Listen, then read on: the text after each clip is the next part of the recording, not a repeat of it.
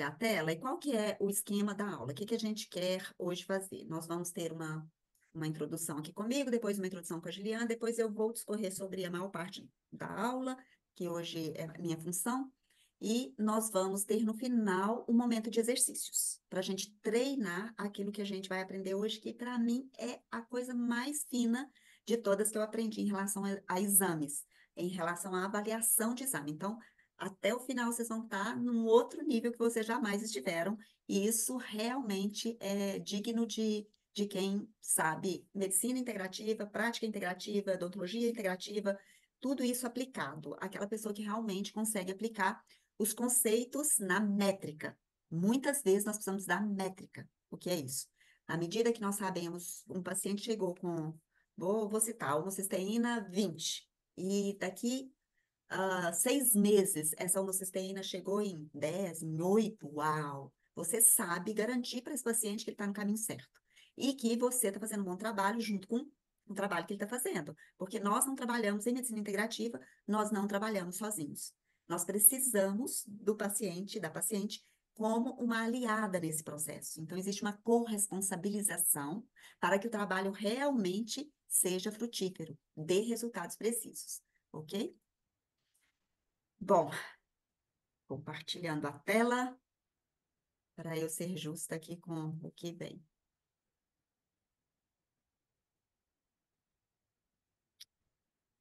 Juliana, acho que é com você, não é? Agora é comigo. Vai lá, Vou... meu amor. Boa noite, boas-vindas a todos que estão aqui conosco. E antes de iniciar essa aula, eu quero trazer algo aqui para vocês que eu sempre digo em todas as aulas. A partir de amanhã, vocês não serão os mesmos profissionais que vocês foram hoje. Porque a partir de amanhã, mais uma luz se acende e algumas questões do dia a dia se tornarão mais claras, mais evidentes. Porque a gente só está preparado para enxergar um problema quando os nossos olhos estão preparados e quando os nossos ouvidos estão preparados. Porque se não for assim, pode passar pelos nossos olhos uma informação, mas nós somos como se fôssemos um analfabeto. Eu já me senti assim, uma analfabeta na interpretação de exames laboratoriais. Por isso que quando nós montamos essa aula aqui na Academia MOI, que é o método aqui, Medicina e Odontologia Integrativas, nós falamos sobre códigos, os códigos do sangue. Nós precisamos pegar um exame e saber identificar um exame, sem ficar muitas vezes só refém do resultado de referência que vem do lado ou do que o planejamento médico nos trouxe. Então, a gente consegue associar alguns exames, e a gente vai falar sobre isso no decorrer das aulas. Mas, nesse momento, eu digo para vocês, sejam todos bem-vindos. Nós vamos entregar tudo que for possível nesse tempo que a gente vai ficar juntos aqui. E aqui, ó, vocês me têm aqui, a partir de agora, nesse momento, como uma pessoa que vai transferir aqui junto com a doutora Elaine tudo que nós temos do bom e do melhor. Porque o que nós não... Ninguém sabe tudo. Ninguém. Não existe um ser humano que sabe tudo. Mas o importante, se você não souber tudo, ao menos é conhecer alguém que saiba. Então, a gente também mantém bons contatos, nós temos bons relacionamentos, que nós também podemos ir nessa fonte sempre e buscar nessa fonte para trazer aqui para vocês da Academia MOI e do Método MOI.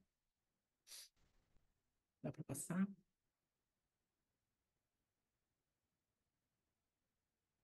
E a Academia MOI, tem gente aqui que já é da Academia MOI, mas para você que ainda não é, eu tenho a certeza que logo estará conosco também nessa jornada, que a Academia MOI é uma ponte para aquele profissional aderir a um tipo de tratamento integrativo verdadeiro, olhando o paciente como um todo, levando as condições bucais, levando as condições sistêmicas, as condições emocionais durante um diagnóstico. Então, a Academia MOI, ela é essa ponte para te tirar desse passado e te levar para um futuro pleno de atendimento ao paciente, de atendimento ao diagnóstico, de um atendimento que o paciente ele venha até você e que você consiga resolver o sintoma dele, mas também ele compreenda a causa que faz com que ele adoeça. Então, a Academia MOI é para te preparar como sendo esse tipo de profissional. E quando eu te digo boas-vindas a esse curso, que é o Códigos do Sangue, eu também te digo boas-vindas e te convido a participar também do nosso método e da nossa academia, que é a Academia MOI. Podemos passar, doutora Elaine? Muitos, vocês que estão aqui, a maioria, todas, já me conhecem. Algumas eu falei olho no olho hoje, que é o caso da Larissa, a Magda, que já é minha paciente. É, alguns eu estou conhecendo há poucos dias, mas eu sempre tento manter esse contato olho no olho, de transparência. Mas mesmo assim, eu vou fazer questão de me apresentar mais uma vez para vocês aí, que já me conhecem, e aqueles que não me conhecem, ter a oportunidade agora de conhecer um pouquinho mais sobre a minha pessoa. Eu sou Giliane Dolinski, e hoje eu estou numa posição de palestrante e mentora de saúde integrativa, para trazer isso que vocês vão perceber aqui hoje. É uma formação de profissionais que possam degustar e provar das coisas que eu provo todo dia, que é solução para aquele paciente que já está fadado de não ter solução. Então, a minha função é essa, nessa vida, que eu vou honrar até o último dia da minha vida, levar solução para aquele paciente que está ali com muito remédio, medicamentos. Então, essa é a minha função hoje, a minha formação. Eu sou cirurgiã dentista e sou especialista nas dores da face, aliviar a dor daquele paciente que tem dificuldade de abrir a boca, aquele paciente que tem uma cefaleia que não passa. Então, essa é a minha primeira especialização. Depois eu sou perita em auditoria, sou perita e auditora em odontologia. E hoje sou uma das poucas no Brasil que sou membro da Academia Internacional e da Academia Oral de Medicina e Toxicologia, que é uma academia internacional. O meu número da minha carteirinha é 001. Eu sou assim, eu tive lá no dia de fazer a inscrição, eu falei, eu vou fazer e a minha carteirinha, né, na IOMT é 001. Também faço atendimentos em emergências médicas, socorro na clínica médica diária e trato os pacientes que têm síndrome da deficiência postural ocasionada ou pela mordida ou também por um desvio visual. Professora em terapia neural, vice-presidente da Associação Paranaense de Ozonioterapia aqui do Paraná, e agora já sou pós-graduada no tratamento, na prevenção de doenças relacionadas à idade. Então, há um mês eu já tenho essa pós-graduação, já sou pós-graduada pelo professor Lair Ribeiro, e o que eu aprendi lá é o que nós vamos trazer aqui para vocês. Exatamente, todos os finais de semana que eu passei lá aprendendo com ele, esse conhecimento está empacotado aqui para ser entregue aqui na Academia MOI, aqui nesse curso dos Códigos do Sangue também. E junto com a doutora Elaine e com a Gisela, nós somos aqui fundadoras da Academia MOI, que é o método Medicina e Odontologia Integrativa, e hoje eu tenho me identificado muito como mentor em saúde integrativa.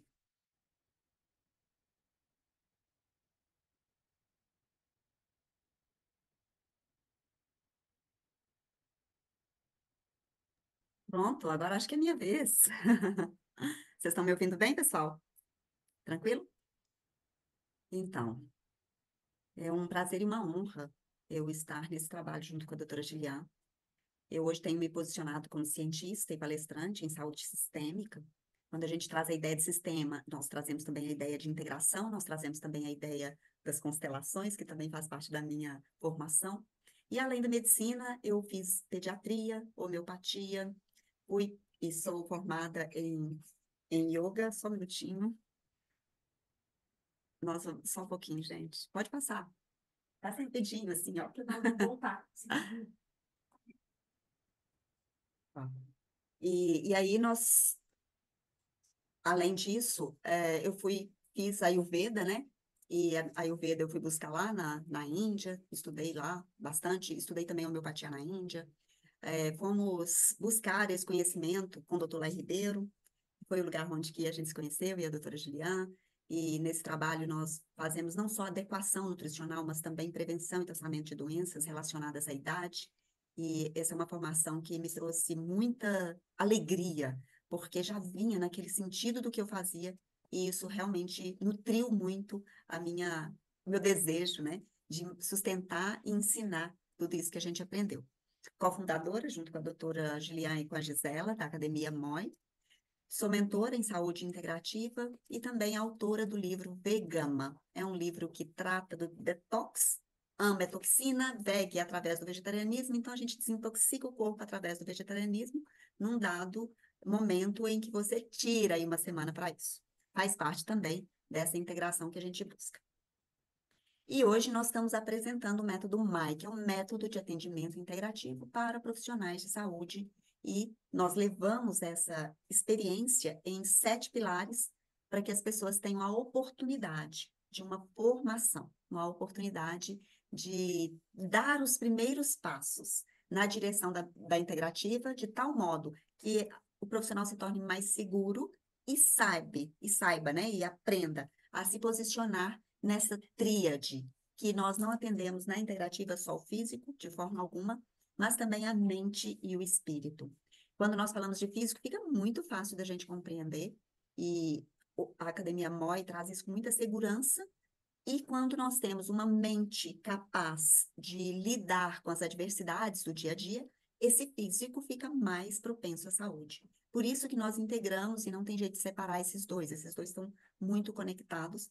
E a gente traz, né, o espírito também, no sentido de que tem algo que é transcendente, tem algo que é maior e que também age no nível da saúde, como nós podemos perceber aqui por um exemplo que eu trouxe de trabalho em que a religião e a saúde mental foram testadas e foi percebido o quanto essa associação, esse envolvimento religioso traz mais benefícios para a saúde do ser. Então, esses estudos foram estudos epidemiológicos e eles indicaram a influência de fatores religiosos sobre um conjunto diversificado de resultados, incluindo alívio de drogas, de depressão, de etilismo, de comportamento delinquente, de suicídio e certos diagnósticos psiquiátricos. Então, aqui trazendo a ideia de que quando nós temos uma mente alinhada com o que eu chamo aqui de fé, então nós temos mais possibilidade, mais tranquilidade para evoluirmos no nível da saúde que a gente tanto busca. E quais são as bases em que nós nos apoiamos? Essas bases, veja, quando nós pensamos em saúde integrativa, nós não podemos olhar para o pulmão que é separado do estômago. Nós não podemos olhar para o sistema linfático que é separado do coração. Não podemos pensar no osso que é separado das membranas. Então, tudo isso está num conjunto, isso tudo tem que ser olhado de forma a agregar informações. E mesmo vocês aqui, que têm suas especialidades e que trabalham especificamente em uma área, vocês sabem da necessidade de olhar para essa totalidade quando nós queremos atingir, por exemplo, um olhar da causalidade, um olhar para o todo e assim por diante. Então, essas 7 áreas são áreas de atenção para o corpo físico e que, quando equilibradas, vão trazer muito mais saúde no nível mental. Então, nós vamos passar por um conjunto de melhoria na assimilação, por meio da respiração e da digestão. Nesses movimentos, nós vamos assimilar, separar o que é bom do que é ruim, né? E aproveitar melhor aquilo que nós usamos como recursos de nutrição. Nós vamos trabalhar no nível da estrutura, quando nós olhamos para todas as membranas, os músculos, os ossos, e também nós vamos trabalhar no nível da comunicação. E aí nós olhamos para o neuroimunoendócrino. O transporte vai lá no sistema linfático e cardiovascular. Quando nós falamos em defesa e reparo, nós vamos cuidar do sistema imune, da inflamação. Hoje em dia não se chama mais sistema imunológico, hoje em dia se chama sistema imune, para atualizarmos. E depois, lá para o nível da energia, nós vamos falar da função mitocondrial, que é importante para todo o resto. E, por fim, a sétima área de atenção é a toxicidade, que hoje é muito comum no nosso dia a dia. Nenhum de nós hoje está livre de alguma toxina e o tempo todo essas toxinas precisam ser liberadas para que nós consigamos ter mais saúde. E também ensinemos os nossos pacientes a fazer esse caminho. Então, para que eu estou trazendo isso numa aula de exames? Porque nós somos integrativos. E como integrativos, nós não podemos olhar o exame separado do resto. Nós vamos entender esse ser que está diante de nós, nessa tríade, e vamos entender dessas 7 áreas de atenção do corpo físico, qual é a que precisa mais ser o foco do momento. Para qual delas eu tenho que dar mais atenção? E dando mais atenção para ela, como é que esse paciente fica e qual é o próximo passo? Então, não é só saber disso, é saber integrar tudo isso. E isso é o que a Academia Mãe também oferecer para todos vocês que ainda não tiveram oportunidade de fazer a nossa formação. E aqui, nesse slide, eu gosto muito de mostrar como os sistemas organizacionais se organizam, vamos dizer assim. Nós, movidos por essa influência, que é o ground, o chão, a base. Pensa aqui nessa árvore cheia de raízes aqui embaixo, ó. E pensa o que está aqui na base, o que está sustentando essa árvore toda. É o mental, é o emocional, é o espiritual. Então, tudo isso são influências que vão impactar na saúde dessa árvore gigantesca aí diante de nós, essa árvore linda. Tem também, aliado a isso, uma predisposição genética. Claro, nós sempre vamos olhar para a predisposição genética, mas hoje nós sabemos que ela não é suficiente para entendermos o ser, que nós precisamos da compreensão epigenética, que vem para nós na forma de experiências, atitudes, crenças, pensamentos, sentimentos. E tudo isso junto vai promover, em algum momento, por alguma condição que essa pessoa passe, um gatilho. Vai ser um mediador, vai ser alguma coisa que vai desencadear sinais e sintomas que em algum momento vai ser identificado como uma doença. E aqui nós olhamos para uma árvore cheia de especialidades, mas nós sabemos que se a respiração não conversar com a parte gastroenterológica, a assimilação vai ficar prejudicada. Nós não vamos ter saúde aqui. E assim por diante, todos os sistemas vão precisar de se comunicar para que essa doença seja resolvida e toda essa base seja ajustada para que essa árvore receba de verdade mais energia, né? Mais força que vem ali da terra onde ela habita, do espaço onde essa pessoa, espaço, família, todas as 12 áreas da vida de uma pessoa, elas precisam estar em equilíbrio para ela garantir essa estabilidade e uma saúde segundo a tradução do que a OMS, né, nos relata que saúde significa. Então, eu trouxe aqui para vocês as bases desta saúde integrativa. Nós precisamos de um olhar integrativo. Eu vou de baixo para cima para vocês entenderem a sigla. OPTIC. Eu quero dizer assim, só um minutinho. Que tudo depende da ótica. Se eu olho por um viés, é uma ótica. Se eu olho amplo, é outra ótica. Então, eu gosto muito de imaginar quando eu falo disso, eu ali na igrejinha de São Francisco, em Ouro Preto. Não sei se vocês já tiveram essa experiência, é uma igreja linda. Mas se eu vou lá para trás do pátio e olho para ela, eu vejo o todo. Mas se eu chego bem pertinho dela, eu vejo só a porta, que é gigantesca. Mas eu vejo. Essa ótica é que vai me dizer o que realmente importa naquele olhar. Aqui nós estamos trabalhando com a ideia de que é muito importante você conhecer essas bases aqui para saber a causalidade. Sem saber a causa, nós não vamos chegar nesse tal desse objetivo grande de trazer conforto para essa pessoa.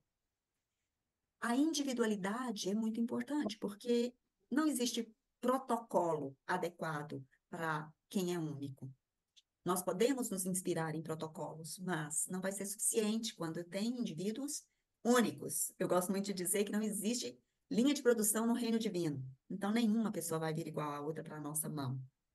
Depois, o olhar da totalidade. Pensa que é olhar para essa árvore como um todo. Não é separar essa árvore em sistemas e deixar cada sistema trabalhar por si.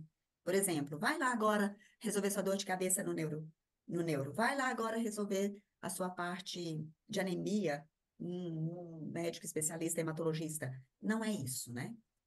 A personalização, que é diferente da individualidade, por quê? Na individualidade eu estou olhando para aquilo que esse ser pede de mim, e na personalização eu estou trazendo o jeito de tratar essa pessoa que é única, o jeito único, para a pessoa única, né?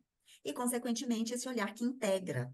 Então, eu preciso, talvez, e como nós gostamos de pensar que nós somos modelo nisso, tá, gente? A doutora Gilian como dentista, eu como médica, e nós juntamos esses saberes, nós juntamos a boca com o corpo com a boca, para entregarmos o melhor olhar. E desde que eu conheci esse olhar, a minha anamnese, o meu jeito de olhar para o paciente é completamente novo. Não tem nenhum paciente agora que eu não olhe também para a boca dele e diga, pera lá, vamos fazer uma panorâmica? Vamos ver o que que tem aí? E eu já me orgulho de dizer, né? Já orgulho com a doutora Giliane de dizer assim, nossa, eu já estou conseguindo identificar bastante coisa na boca de uma pessoa. E essa é uma evolução, porque quanto mais nós vamos fazer, quanto mais nós vamos repetir esse processo, muito mais nós vamos ser capazes de fazer isso com mais destreza, né? Com o passar do tempo. Meus amores, eu não falei, mas se vocês tiverem qualquer questão, pergunta ou anotação sobre isso aqui, pontue aí no chat. E eu vou adequando e respondendo ou colocando no meio da aula aqui, tá bom? Agora vamos para o que realmente trouxe vocês aqui, que é o código do sangue. Eu vou agora passar a palavra para a doutora Giliane, enquanto que eu bebo uma aguinha. Olá, pessoal. Antes de começar essa aula, eu vou trazer para vocês algumas curiosidades, e essas curiosidades, elas vão abrir a nossa mente para a gente entender como que começou essa história dos exames laboratoriais, da onde surgiu. Então, olha só, no início dos tempos médicos, não existiam nenhum tipo de exame laboratorial para fazer algum tipo de diagnóstico. O que que se fazia nessa época? Sempre se observava a excreção do corpo dos pacientes, a excreção do corpo dos doentes. Por exemplo, a urina era um tipo de excreção, as fezes, um outro tipo de excreção, a saliva, um outro tipo de excreção. Então, isso sim que era se observado no início. E o que que se observava no início e que também nós observamos hoje? A coloração, a textura, a quantidade, era dessa forma que era avaliado.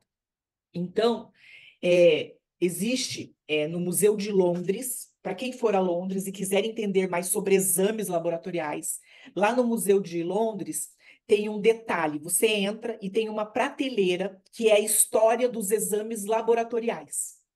E na hora que você começa a buscar o histórico dos exames laboratoriais, você se depara logo com um sapo. O que que tem a ver um sapo que está lá dentro do Museu de Londres, na parte dos exames laboratoriais? Agora que eu vou contar essa curiosidade para vocês. A mulher, sempre quando a gestação sempre existiu, a reprodução sempre existiu. E a gravidez era muito difícil para você saber se você estava grávida realmente ou não estava. Então, primeiro era qual sintoma que você tem enjoo, você tem tontura, você tem muita fome. Era assim que era feito o exame de gravidez.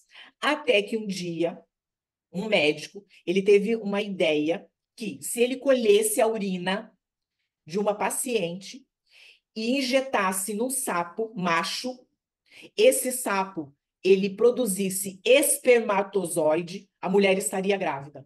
Esse foi o primeiro exame de gravidez que surgiu. Hoje nós conseguimos saber que a mulher que está grávida, então a gente vai dosar um hormônio, que é o HCG. Mas eles não tinham esse conhecimento na época.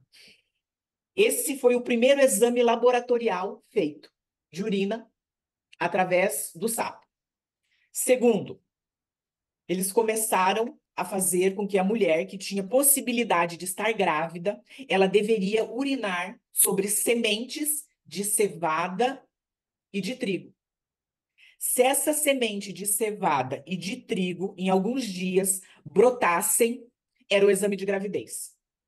Ela tinha o HCG positivo, que hoje a gente sabe, mas como brotou, então ela estava grávida.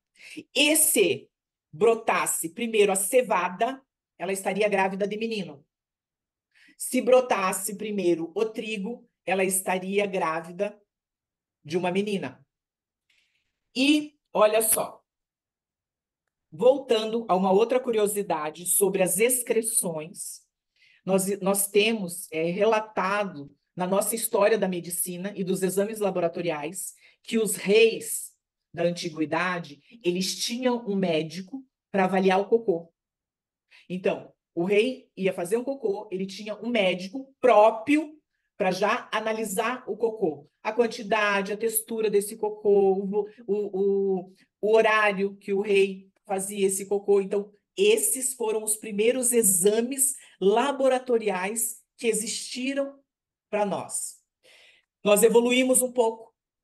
Aí eles começaram a fazer um estudo em coelhas e ratas. A mulher tinha uma suspeita de estar grávida, pegavam a urina dessa possível mãe, injetavam numa coelha e, dali uns dias, matavam a coelhinha, abriam a coelhinha e observavam os seus ovários. Se tivesse aumentado de volume, se ela tivesse o útero mais edemaciado, aí sim era positivo a gravidez. Só que isso demorava muito, isso tinha um prazo, isso começou a se tornar muito trabalhoso. Aí foi evoluindo, a medicina foi evoluindo, aí eles começaram de novo a voltar com sapos. Injetavam a urina em sapas, porque daí a sapa era mais rápido, e a sapa liberando mais óvulos rapidamente, porque ela já liberava o óvulos dela ali em alguns dias, aí a mulher, sim, estava grávida. Para os dias atuais, né? Atualmente, no ano de 1921, nós trabalhávamos apenas com 70 tipos de exames. Então, era aqueles exames, hemograma, dosagem de urina, esses 70 exames seriam os protocolos de exames que nós trabalharíamos, que a gente ia trabalhar e utilizar para atender o nosso paciente. No ano de 2024, que é agora, a gente já tem mais de 3.500 exames. A gente, quando fez esse slide, eu li 3.500, mas já li hoje à tarde, antes de apresentar a aula, que já tem mais de 3.500 exames que nós precisamos dominar. Precisamos associar. E, além disso, desses exames, os exames clínicos e físicos não mudaram. Ele ainda é unânime para complementar a solicitação do exame laboratorial que nós vamos pedir para o nosso paciente. E foi só no ano de 1976 que surgiu esse teste de farmácia que nós conhecemos hoje, que a gente vai ali na farmácia, compra o teste de gravidez, coloca a urina, ele dosa o HCG da paciente e rapidamente, se deu 2 risquinhos ali, a paciente está grávida. Então, essas são as curiosidades referente aos exames laboratoriais. A gente vai mergulhar nesse mundo agora, mas são curiosidades que a gente é a nossa origem, é a origem do nosso exame laboratorial. Essa imagem é uma pintura de um quadro famoso que está no museu de um teste de gravidez. O médico está ali, e nessa época também tinham as parteiras foram proibidas de fazer esse exame. Tem até uma parteira que virou um caso de polícia, porque ela atendia, ela acertava todas as gestações e ela foi proibida, porque isso se tornou uma especialidade médica. Só o médico faz a avaliação do paciente, se ela é gestante ou não, e isso acabou sendo traduzido pelos exames hoje. Ah, só o médico pede exame, só o médico faz a interpretação de exame, só o médico, o dentista, o farmacêutico, o veterinário. Então, assim, isso acabou criando essa cultura no nosso dia a dia. Então, esse é um quadro que retrata a história dos exames laboratoriais e desse domínio médico que existia no início.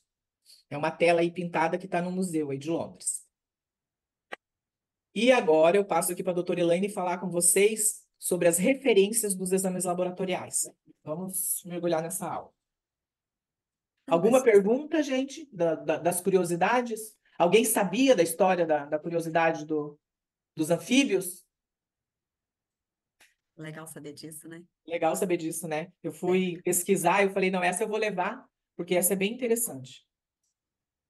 Muito bom, pessoal. Vocês já passaram pela situação de ir ao médico não se sentindo tão bem, ou levar alguém ao médico? Eu tô falando médico porque é minha realidade, tá? E você leva os seus exames, ou leva os exames de alguém, e o médico fala: você não tem nada. Seus exames estão normais. Já passaram por isso? Eu já passei inúmeras vezes situações como essa. E aí eu pergunto: essas são referências normais para avaliar a doença ou são referências para a vida, para mostrar a saúde? Quando eu entendo esses exames como normais, relacionados apenas às referências próprias desse teste, desse laboratório, eu estou trazendo as referências de doença. E eu não quis colocar aqui, mas eu queria colocar referência de morte, tá? Por quê? Porque referência, essa história de esperar a pessoa adoecer para depois cuidar dela, gente, já está demodê. No século XXI não dá mais, fala sério. Ninguém Então, vai cair nessa. hoje ainda eu escuto alguns profissionais ou alguns pacientes trazerem essas referências para mim. Ah, eu fui lá no pronto-socorro, mas o médico falou que eu tinha que esperar mais 72 horas antes de eu ser medicado, antes de fazer alguma coisa por mim. Eu sei que dentro da integrativa e dentro das práticas complementares, e vocês são prova disso para mim, a coisa é um pouco diferente, porque a gente tem tanto recurso à mão, é na verdade. Ozônio não faz milagre, pessoal. É incrível. Então, nós temos tantos recursos que nós não agimos assim. Mas nós somos vistos, e agora eu me coloco no lugar de terapeuta, para trazer essa fala, nós somos vistos como alguém que atrapalha o ato médico. E não é esse lugar que nós aqui da Academia MOI queremos os terapeutas. Nós queremos os terapeutas no lugar de referência. Porque esse trabalho nem o médico daria conta de fazer. Não é suficiente. E um médico para dar conta de tudo isso, de todas essas. eh, Veio a palavra miríade, eu vou falar ela mesma, tá? Toda essa miríade de possibilidades terapêuticas que existe hoje e que nós, enquanto terapeutas, temos a oportunidade de cuidar e de tratar. Então, hoje, nós queremos ser referência de vida, nós queremos ser referência de saúde, nós queremos ajudar no diagnóstico ou até nem fazer diagnóstico, porque, fala sério, a integrativa não está tão preocupada assim com o diagnóstico, e eu lembro, quando eu falo disso, de uma referência de Hahnemann, Samuel Hahnemann, o pai da homeopatia, ele dizia, é uma espécie de hipertensão, é uma espécie de hepatite. Por quê? Porque essa história também de ficar rotulando a pessoa traz a doença muito mais estampada do que de fundo. E nós não queremos isso, nós queremos trazer a saúde cada vez mais estampada. Por isso, nós estamos procurando nos exames trazer para vocês referências de vida. É essa a proposta da aula de hoje. E eu espero demais contribuir para que vocês mudem a visão de vocês e possa aí ajudar muitas pessoas. E quando esse exame chega na minha mão, eu sei que muitas de vocês não podem ir fazer o pedido do exame e ele tem que ser, às vezes você pode até pedir, mas ele vai ter que ser transcrito. E tá tudo bem. Mas a maioria de nós, e eu me incluo nessa, recebemos pacientes que já vêm com uma bagatela de exame. Como eu sou homeopata de formação, basicamente, a homeopatia nesses 32 anos foi a prática mais comum para mim, muitas vezes o paciente chegava para mim como fim de linha. Ah, já perdi todas as esperanças, aqui eu quero ver se você consegue me ajudar. Então, qual é a contribuição que nós, enquanto talvez apenas leitoras de exames, vamos dar para os nossos pacientes? O que que nós vamos fazer quando nós olhamos para o hemograma? O que que nós vamos ver de diferente do que habitualmente é visto? O perfil lipídico, que informação existe por trás disso que vai fazer com que nós talvez a gente não vai dar muita bola aí para o colesterol. Por quê? Porque a gente tem notícias de que o colesterol, há mais tempo, antes das estatinas, o valor de referência era 330. Agora já está muito mais baixo. Esse valor caiu para 230, já está 130, ou seja, existe uma indústria poderosa por detrás dessas referências, e nós temos que levar isso em conta também, e por isso nós aprofundamos e entendemos o que que significa esse colesterol e quando é que nós realmente vamos precisar intervir. Não é porque o valor de referência está acima do normal e nós vamos compreender isso com o passar do curso. O perfil pancreático. Será que é suficiente eu saber a glicemia? Será que só pedir glicemia e também hemoglobina glicada, vamos dizer assim, será que isso é suficiente? Ou eu preciso considerar a tríade, que é além do pâncreas, a tireoide e também as adrenais? E o perfil tiroidiano? Será que basta pedir TSH, D3, T4? TSH diz alguma coisa sobre a tireoide? Me conta vocês. O que que o TSH diz da tireoide? Vamos fazer uma votação para quem está aqui na tela comigo. Quem é que acredita que o TSH refere-se à tireoide? Levanta a mão para mim. Tudo bem se errar, porque quem erra aprende, tá? Ninguém? Uau, vocês são demais. Eu acho que é, com a tireoide, porque é um hormônio da hipófise, mas quando a tireoide está trabalhando, o corpo, a hipófise quer acordar a tireoide. Eu entendo esse caminho, não é? É isso mesmo. Mas é um hormônio relacionado com o hipotálamo e não com a tireoide em si. Ele reflete na Somente com a tireoide, tireoide, não, né? tá? Mas ele Mas está ligado. Ah, mas entendi. não é da tireoide. E Não é isso, da tireoide. É isso eu não. sei. Isso é importante porque quando você vai dosar ou ajustar o hormônio tireoidiano, você não pode se basear exatamente nisso. Essa é uma informação, mas não é toda a informação, ok? O perfil renal. No perfil renal, se nós conseguimos perceber pequenas alterações, vamos considerar aí a creatinina, que é um dos exames mais importantes dos rins. Se a gente percebe que de um ano para outro a creatinina do nosso paciente vem subindo, nós precisamos ficar atento, porque o detox dele não está suficientemente bom. Ele está usando ou usufruindo de toda a desintoxicação que o fígado faz, mas está sobrando para o rim, que é órgão nobre. Então, nós precisamos colocar a nossa atenção nisso e cuidar desse paciente para que ele não vire um doente renal. E ainda temos a possibilidade de pesquisar os metais tóxicos no sangue. E quando esses níveis estão muito altos, a limpeza é essencial para que qualquer suplementação seja realmente válida.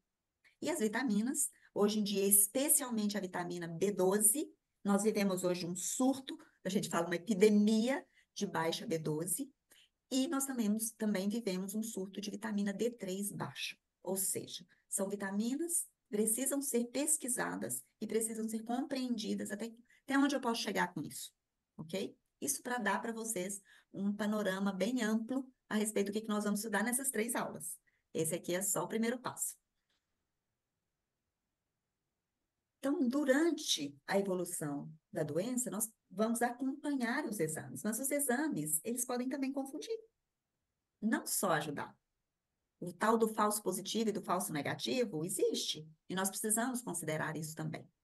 E essa confusão, essa ajuda dos exames, vai depender muito da precisão do método, quer dizer, do teste mesmo, que o laboratório está usando, e também da interpretação do teste, que é essa mensagem do clínico, esse olhar clínico, essa avaliação precisa.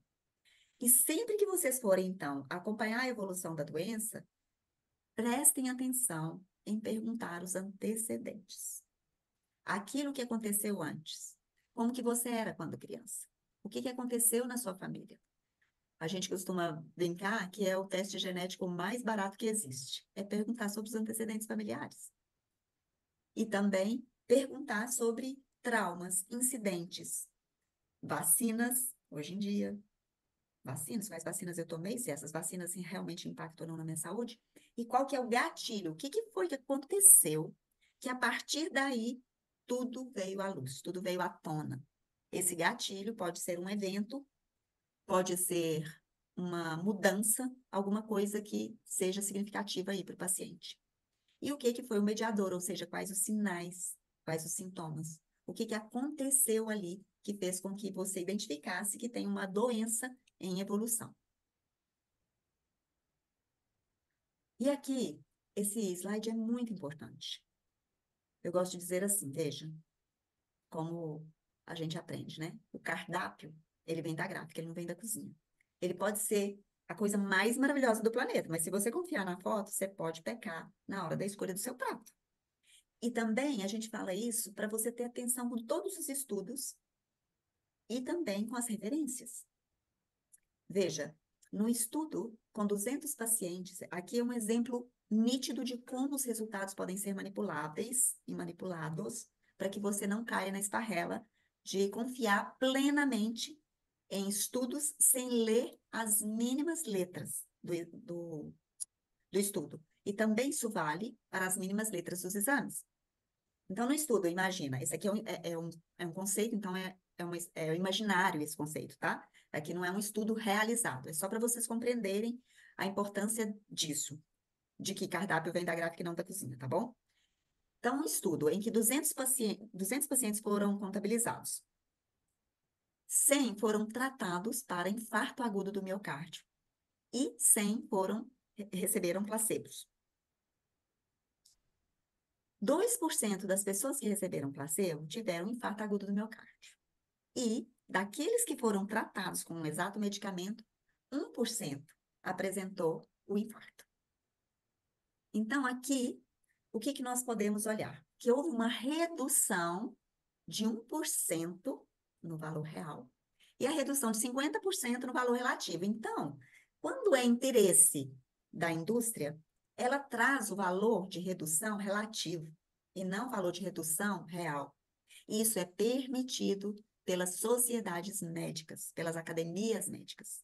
Então, você não tem valores reais numa conclusão. Você precisa de ler todo aquele estudo para você ter certeza que você, por exemplo, às vezes, para dizer que o tratamento foi bom, você usa, então, a ideia de 50%.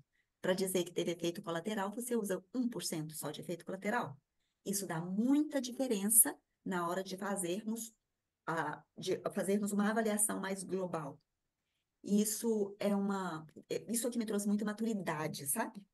Nós, às vezes, somos muito enganados, principalmente nós médicos, nós recebemos farmacêuticos e representantes de laboratório, né, nas nossas clínicas, e nós trabalhamos geralmente muito. E muitas vezes nós somos enganados por esses números. E a ideia aqui é mostrar que isso existe, que isso é fato, e que é permitido pela nossa sociedade, e que você tem que ficar bem atento a isso. Vocês sabiam disso? Faz assim ou assim para mim. Não, né? Legal. Isso é muito interessante. Isso tira a nossa virgindade de pensar que a ciência é só boa, sabe? Tira a gente desse lugar. Bom, sobre a solicitação de exames, o que eu queria trazer para vocês hoje? Vamos pensar de um jeito bem interessante aqui, olha. Nós temos em medicina um tal de Código Internacional das Doenças. Todo mundo sabe disso? Ok para isso? Sabe quantas doenças tem lá? Hoje, 12 mil doenças. Se nós formos pensar em cuidar das doenças exatamente e conhecer uma a uma, nós vamos ficar igual é aqui, 3.500 exames. Se a gente for conhecer uma a uma, a gente vai ficar enlouquecido, não é? Então, além disso, o que eu queria trazer para vocês é uma referência do DSM. O que é o DSM? É uma instituição nos Estados Unidos, o nome em inglês é Diagnostic and Statistical Manual of Mental Disorder, ou seja, é um manual estatístico e de diagnóstico de desordens mentais. E o DMS-1 foi criado em 1952. E sabe quantas doenças tinham ali? 106 doenças no DMS-1. Hoje, são mais de 300. Hoje não, em 2013, o último DMS, não, Diagnóstico Estatístico, DSM. O último foi de 2013 e traz mais de 300 doenças mentais. Nós sabemos hoje que não tem como a integrativa para cuidar desse nível de adoecimento. Nós sabemos que nós cuidamos muito melhor do que a medicina convencional. E nós precisamos de compreender cada vez mais que nós não podemos ser reféns dessa tirania diagnóstica, da tirania de protocolos e dessa história de usar remédios, porque remédio só remedia. Eu costumo brincar que remédio não é curédio. Remédio não vai curar nada, remédio vai remediar. É a função dele, né? E por isso também nós temos que pensar nos exames como uma forma de trazer clareza, de trazer um olhar mais amplo e não de limitar, e não de estabelecer diagnósticos e rotular as pessoas com esses diagnósticos aí. E a solicitação de exames vai depender muito daquele órgão que te representa. Então, se você é da fisioterapia, se você é da enfermagem, se você é da nutrição, Cada um vai ter um órgão que regulamenta e saber se esse órgão me permite o quê? Para quê, gente? Para a gente não entrar em rascada, né? Para a gente não ter problema com isso. É claro que às vezes o paciente fala assim, não, mas eu tenho um médico que faz essa tradução para mim. E se você tem isso, maravilha. Mas pense que você vai ter sempre a oportunidade de ler um exame que já foi pedido. E nós temos sempre que estar orientando, muitas vezes, quando nós pedimos, mas às vezes, quando a gente já está com os exames na mão, perguntar para o nosso paciente se ele fez os exames da forma correta. Então, perguntas como: você fez jejum? De quantas horas para fazer essa glicemia, por exemplo? Porque se ele fez de 12 horas, a glicemia não foi feita de forma adequada. A hemoglobina glicada não foi adequada. Nós precisamos de estar com um jejum de 8 horas para termos um resultado mais preciso da glicemia e da hemoglobina glicada. Essa pessoa passou a noite na rua, dormiu, não dormiu, ela descansou, ela se hidratou, ela fez uma dieta específica ou ela se encheu, se empanturrou de alguma coisa no dia anterior. Então, a pessoa vai testar o colesterol e no dia anterior ela vai numa feijoada, esbancha. Não adianta, muitas vezes vai ter um resultado que não é fidedigno à realidade dela. Então, cada mudança de hábito também pode alterar o exame. E isso nós vamos orientar para o nosso paciente à medida que nós percebermos assim, será que tem alguma coisa aqui que aconteceu diferente? Por exemplo, essa semana recebi uma bateria de exames de uma paciente em que o perfil hepático dela, ou seja, todos os marcadores do fígado estavam muito alterados. E eu disse isso a ela, olha, pelos seus exames, o seu detox não está indo bem. O seu fígado não consegue fazer o trabalho e, consequentemente, está afetando o seu rim. E aí a pergunta que vem é: antes do seu exame, você exagerou em bebidas alcoólicas? Em gorduras? Em alimentos que sobrecarregam esse órgão? E ela disse: não. Então, nós resolvemos repetir os exames. Ok, vamos refazer. Então, bebidas alcoólicas, além de afetar o resultado, ele pode desidratar o corpo. E um corpo desidratado vai ter tudo alterado. Se você tem menos água, menos plasma, consequentemente, você vai. Até a coleta do exame vai ser mais difícil, o sangue vai ficar mais espesso. E aí, é normal que evitemos, ou que peçamos para evitar, alimentos com café, ou ricos em cafeína, ricos em gordura. Algumas frutas, por exemplo, banana, quando a pessoa vai avaliar diabetes, isso não adianta, e é importante essa hidratação habitual. Se a pessoa exagerar também na hidratação, pode ser que dilua muitos valores e não seja fidedigno ao que ela pratica ao longo do tempo na vida dela. E a gente não tem um olhar mais amplo. Então, são dicas que eu acho muito importante para a gente orientar os nossos pacientes aí no dia a dia deles, tá? O que que você tem que considerar sempre? Sempre considere se esse exame é próprio de mulher, considere os ciclos relacionados à mulher. Se esse exame é próprio do homem, considere também o homem. Considere a idade, alguns exames precisa, alguns exames até a raça é importante, né? Aquela pessoa, vocês não viram ela. Mas eu tenho aqui comigo uma colega que ela é loira, dos olhos claros, ela não tem imediatamente, assim, de pai e de mãe, referências de negros na família, mas ela tem anemia falciforme, que é própria da raça negra. E isso também tem que se considerar. Nem sempre a raça é tão determinante, porque tem subtipos, subgrupos, né? Então, nós temos que olhar essa totalidade e tem exames que eu vou considerar, por exemplo, quando eu vou testar testosterona. Homens, o valor de referência para homens é completamente diferente do para as mulheres. Então, alguns exames têm essa diferenciação entre masculino e feminino, entre a faixa etária. Por exemplo, nós vamos pensar em faixa etária, deixa eu lembrar de um exame para faixa etária. Talvez a própria insulina em crianças vai ser bem diferente do adulto.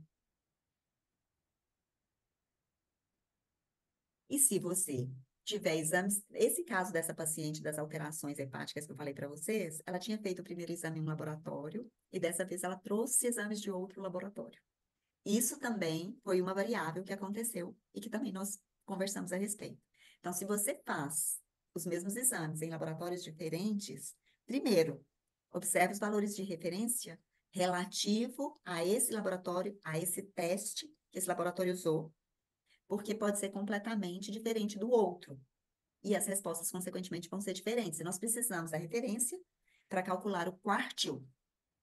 O quartil é a cereja do bolo dessa aula de hoje.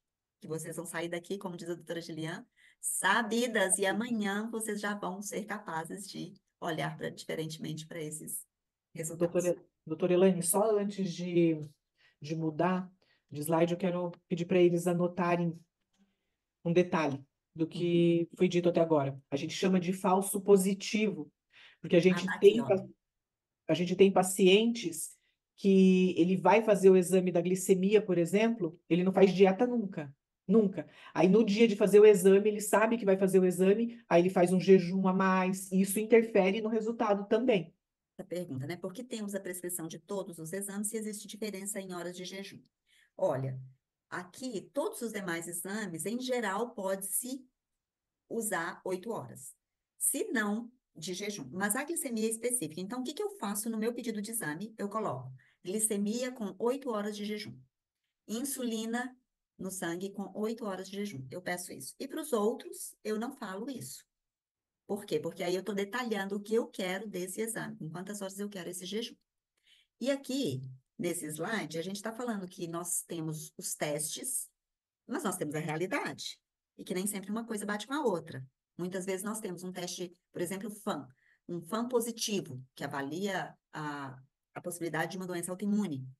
Mas quando eu vou para a clínica, aquilo não se verifica. Então, eu posso ter um resultado falso positivo, ou eu posso ter um resultado realmente positivo. Eu posso ter um resultado negativo, ou eu posso ter um falso negativo. Então, o negativo é o tal do verdadeiro, e o falso negativo é aquele que a doença não se manifesta. Doença ausente é o negativo verdadeiro. E o falso negativo é quando a doença está presente, e mesmo assim, o exame deu negativo. Então, é um falso negativo. Isso vai acontecer também, por isso a gente não pode fiar absolutamente no exame, tá bem? É um alerta aqui. Pronto. Agora nós vamos buscar entender mais sobre esses valores. Considerando que os saudáveis são aquelas pessoas cujos valores de referência estão adequados nos quartis respectivos. Vamos dar um exemplo disso? Deixa eu ver se eu tenho outro slide. Esse slide me ajuda. Então, agora nós vamos estudar o quartil. Nós queremos, através do quartil, otimizar a saúde. Esse é o conceito e essa é a ideia. Eu quero, quando eu estou com o exame desejável, vitamina D, eu quero ele lá no quarto quartil. Mas vitamina D, pelas referências, não vai me ajudar. Então, vamos pensar em outro, um resultado desejável. Vitamina B12. Em geral, ela varia entre 300 e 900, mais ou menos, nas referências. O que nós vamos fazer? Nós vamos dividir esse intervalo em 4. Nós vamos conhecer esse intervalo, dividi-lo em 4 e vamos colocar o desejável no quarto quartil, porque eu quero uma vitamina B12 lá no alto, lá nas grimpas, que eu costumo dizer. Eu já vou explicar melhor, tá? E quando é indesejável, eu quero no primeiro quartil. Então, é o caso, por exemplo, da glicemia, é o caso da insulina, é o caso da homocisteína. Eu quero esses exames que são indesejáveis, bem baixinhos. Eu não quero que eles tragam um problema de saúde para a pessoa. Então, peguei a semana passada, uma pessoa com homocisteína de 22. Ela é diabética, ok, tudo faz sentido. Mas 22 é um risco muito grande para a saúde dessa pessoa. E eu já alertei, nós precisamos baixar esses níveis. Então, vamos lá fazer o cálculo. Eu vou pegar aqui um exemplo dessa aqui. A insulina basal dessa pessoa está 4,1. É um bom resultado. Por quê? Porque está no quartil inferior e eu acabei de falar para vocês que insulina eu quero ela baixinha. Mas como é que eu calculo? Agora nós vamos precisar de uma calculadora. Vocês têm aí a mão de vocês? Pega uma calculadora para vocês fazerem junto comigo para a gente não errar nisso, tá? Preparadas? Ok.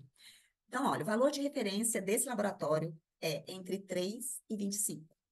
Eu vou tirar, eu vou diminuir 3 de 25 para encontrar o intervalo. Então, 25 menos 3 vai dar 22, certo? Divide 22 por 4 para encontrar o quartil. Aí você vai encontrar um valor de 5,5. Todo mundo chegou lá? 5,5 mais 3, que é o limite inferior, é igual a 8,5, certo? Ou seja, para essa referência de laboratório, essa paciente podia chegar até 8,5, que eu ia falar que a insulina dela estava boa. Entende? Ou seja, aqui eu sei o limite no quartil 1. Mas se ela tiver entre 3 e 8,5, ela está ótima. É uma referência adequada. Vamos usar outra experiência aqui. Homocisteína de 13,5. Ah, aqui nesse exame, o que faltou eu contar para vocês? O que aqui não tem e que vocês poderiam ter ainda de informação que não tem aqui?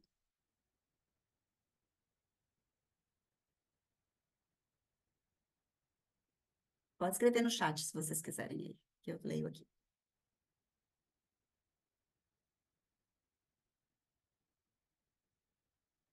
Não? Aqui não tem a referência se é homem ou se é mulher e não tem a idade do paciente. É uma pegadinha aqui que eu quis colocar para que vocês entendam. Mas cadê a idade? Mas cadê o sexo? Claro que insulina basal importa pouco. Isso. Mas era uma pergunta que vocês poderiam ter me feito. Ah, mas cadê a referência? Você falou que isso é importante, né? Vamos exercitar aqui com a homocisteína dessa mulher. Por isso que eu lembrei que está escrito aqui mulher, tá vendo? A homocisteína desse laboratório está entre 5 e 15. 15 menos 5, 10. É uma conta fácil. 10 dividido por 4, 2,5. Conta fácil também. 2,5 mais o valor inferior, porque eu quero no primeiro quartil, vai dar 7,5. Ou seja, essa mulher está com a homocisteína alta. Aí fala assim, nossa, mas o limite é 15. Era para estar normal. E se vai no médico convencional, se vai numa pessoa convencional, vai dizer, você está com os exames normais. Não. Se a minha referência é saúde, se a minha referência é vida, vamos abaixar essa homocisteína. Ela tem que chegar em 8. Em 8 que eu falei? 7, né? Ela tem que chegar em 7. Não, 7 que eu falei, gente? Esqueci já. 7,5. 7,5. 7,5. 7,5. Porque senão ela vai correr risco aí de adoecer. Ok? Tá claro? Tá fácil? Vamos para a hemoglobina glicada agora. Desse homem, em que o valor de referência é 4,7 e 5,6. Esse aqui tá tão no quartil superior que não dá nem para fazer conta, fala sério. Aqui nós já temos uma hemoglobina glicada no nível muito alto. Então, esse aqui, nem precisa fazer conta, fala sério. O intervalo é muito pequeno, ele já está com a hemoglobina alta. É com a hemoglobina glicada muito alta. Então, não faz nem sentido a gente fazer conta aqui. Vamos para a vitamina B12, então.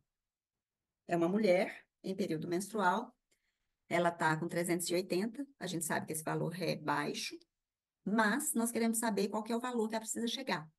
Então, nós vamos tirar de 900, 300, vai dar 600, e 600 dividido por 4, para tirar o quartil, dá 150. Então, 150 mais 300 é 450. Ela está na referência do primeiro quartil. Ou seja, como eu quero uma vitamina B12 no quarto quartil, eu vou falar para a pessoa assim, olha, eu, eu quero 150, não foi isso? Mais, vezes 3, vezes, isso, para eu ter o mínimo é 150 vezes 3, igual 450 mais 380. Aí eu quero 830, é o mínimo que eu quero essa vitamina B12, porque eu fui para o terceiro quartil. Se... Oi? Pode falar. Tem dúvida? Como você calculou o quarto partiu? Multiplica por 4, 450? Vamos lá. 900 menos 300 dá 600, certo? 600 dividido por 4, 150. 150 vezes 3 para eu pegar o início do quarto quartil. É vezes? Ah, Vezes. 150 vezes 3 para eu pegar o 50 início do vezes quarto 3. quartil. Ah, 450. Mais o limite inferior, que é 380, eu vou ter 830. Então, o mínimo que eu quero... 300 é o limite inferior. Tá escrito aqui, olha, tá vendo? Ah, desculpa, é 300. 300. Desculpa, É. fui eu que errei. Então, 300 é o limite inferior. Então, é 450 mais 300, 750. Certo? 450. Uhum. 750, isso Doido. aí, obrigada. E aí você tem argumento para conversar com seu paciente. Você tem o que dizer para ele. Falar, olha, o mínimo que você tem que chegar é isso aqui. E para isso nós vamos ter que te suplementar, e para isso nós vamos ter que mudar o hábito, e para isso nós vamos ter que mudar a dieta, e para isso nós vamos ter que fazer isso, fazer aquilo outro. Fazer ozônio, fazer, sei lá, meditação, o que for. Aí você tem métrica, como eu costumo dizer, para convencer o seu paciente. Porque a maioria de nós é cabeção, né? Pode perguntar, Regina. Se não tivesse no período menstrual, acho que não mudaria? Alguma coisa mudaria? Pode ser que a gente possa também, para essa mulher, pedir para ela fazer o exame fora do período menstrual. Fora do período para ver se muda, né? É outro jeito, aham. Mas dificilmente vai estar em 700 e pouco, sabe? Aqui está muito baixo em relação ao desejado. Então, é um exame que eu precisaria repetir só por causa que ela está no período menstrual, sabe? Então, o que que a gente pode chamar de exames básicos? O hemograma, o colesterol total junto com as frações, os triglicérides incluídos aqui, a creatinina, a glicemia com a hemoglobina glicada e a insulina, a ferritina, muitas vezes o ferro sérico, a 25 hidroxivitamina D3 ou hidroxicalciferol, que é a mesma coisa. E aí aqui a gente vai explicar muito isso detalhadamente na próxima aula. E vitamina B12, um pouco das coisas básicas. É claro que se a pessoa está reclamando de alguma coisa que te lembra fígado, vai ter que pedir os marcadores hepáticos que a gente não colocou aqui agora. Mas existem 3.500, imaginem. Nós vamos fazer alguma coisa básica, nós temos que entender o que esse paciente está precisando. Vocês vão fazer esse cálculo aqui para casa, tá bom? É uma homocisteína, uma paciente do sexo feminino, 64 anos. E aqui estão os valores de referência desse laboratório para vocês fazerem o cálculo. Tá vendo que aqui é um cálculo mais chatinho, né? Porque tem 75, 89, 67, é tudo mais divididinho. Então, isso vai ser para a casa de vocês. E na aula que vem nós começamos com isso para perceber se todo mundo deu conta do recado. E outra coisa, tem um exame seu aí? Faz o seu. Tem um exame do paciente seu? Já faz um teste. Já começa a treinar isso aí no seu dia a dia e traga as dúvidas para gente. Um outro para casa aqui, é uma vitamina B12, é a mesma paciente, inclusive, os valores de referência estão aqui. Você vai pegar o valor normal, de referência normal, tá bem? E vai fazer o cálculo também. E assim, a gente conclui essa conversa de hoje. Esses slides vão estar disponíveis para vocês. Eu tenho certeza que a Gisela vai disponibilizar isso facilmente e vai facilitar para que vocês possam rever, caso seja o caminho, ou até pegar esses slides para fazer os exercícios, tá? Falta de exame não vai ser, né, pessoal? Falta de exame não vai ser. Alguma pergunta, alguma consideração? Eu não vi a Fê aqui, ela está aqui na aula? Tô aqui. Ah, não te vi. Inclusive, fiz Tá um monte de escondidinho. exame na semana passada. E eu tô Ah, só para acabar a aula, vou calcular todos. maravilha, uhul. Isso, gente, é prática, tá?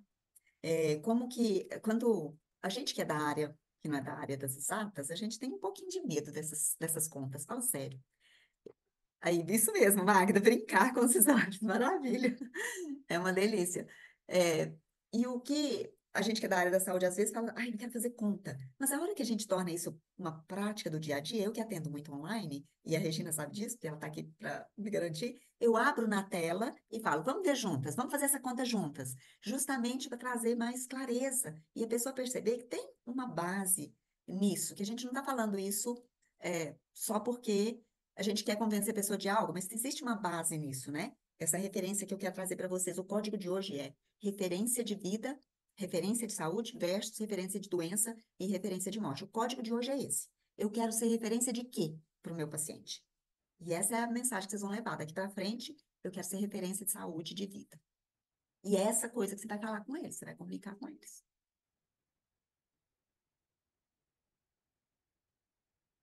Tem mais alguma coisa aqui no chat? Deixa eu ver o que é. Ah, foi isso, né? De brincar com os exames, Magda. Maravilha. Tudo certo, meus amores? Tudo bem aí? Pegaram? Márcia, ficou legal? Simone, ficou legal? Deu conta? Quem mais está escondidinha? A Maura está aqui, deixa eu ver. A Ju, tá aí, Ju? A Janaína? Tranquilo? É muito prática essa aula e a gente não queria misturar ela com os outros exames justamente para vocês ficarem craques nisso. Essa semana treinar isso para ficar joia e na semana que vem a gente entra com as informações específicas, aí a gente vai entrar com os códigos específicos. Código hepático, código renal, código a gente vai fazer assim. E vocês ainda vão ter, ó, muito conhecimento aí pela frente. Semana que vem não vai ter, né? Vai pular Semana semana que que vem. vem, Dia dos Namorados, todo mundo vai curtir. Até quem não tem namorado vai curtir. Né? A gente vai saltar, então vocês vão ter 2 semanas para exercício. Obrigada, Regina, por ser muito atenta essa menina, meu Deus. Palavras finais, doutora Juliana? Sim. A palavra para finalizar chama treino, porque baseado nesse treino, agora ninguém mais segura vocês. E a palavra treino, se você tirar a letra T, fica reino. Vocês devem reinar sobre os exames. Então, vamos treinar para na próxima semana a gente tirar essa palavra T da frente e reinar e dominar esses exames aí. Vamos reinar. Não podia ter palavra final melhor que essa, pessoal. Pegue os exames que vocês têm e comecem a fazer isso. Tá bom, Ju, depois você me conta se você gostou. Ela tá sem microfone, ela falou. Esse é o Mas microfone. depois você manda uma mensagenzinha para mim, para me falar se deu tudo certo e se você gostou. Então, meus amores, até daqui 15 dias. Gratidão pela companhia. E Até breve e vamos reinar. Um beijo. Beijo, beijo, Larissa. conseguimos Beijo, finalizar na Magda, hora. Uau! Maura, Márcia, Fernanda, Beijo, Ju, gente. Boa noite. Boa Simone, noite. Regina. Beijo. Jana, Obrigada, beijo, tchau. beijo. Obrigada. Beijo, Boa Janaína. noite. Beijo, Beijo, tchau. turma linda.